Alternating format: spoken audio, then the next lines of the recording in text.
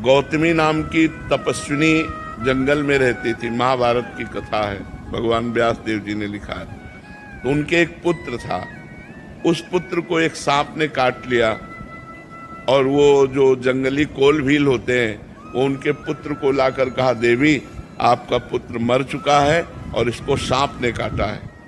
वो बहुत तपस्विनी थी और मंत्रवेत्ता थी।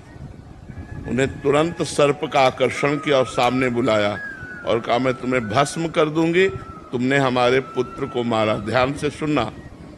तो सर्प ने कहा, आप भस्म कर सकती हैं, लेकिन मैंने नहीं काटा, मेरे से कटवाया गया है। किसने कटवाया? बोले मृत्यु ने। तुम्हारे बालक के ऊपर जो मृत्यु का आक्रमण हुआ उसने मुझे निमित्त बनाकर कटवाया।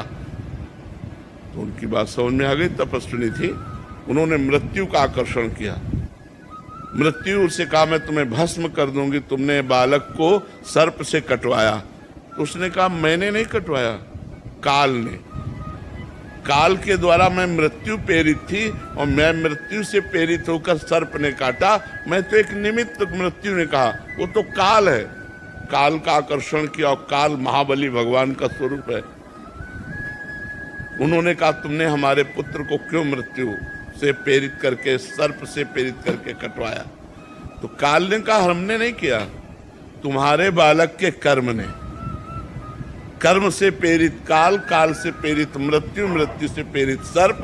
घूम के बाद कहा है कि तुम्हारे बालक का कर्म ऐसा था जिससे इसको सर्प ने काटा।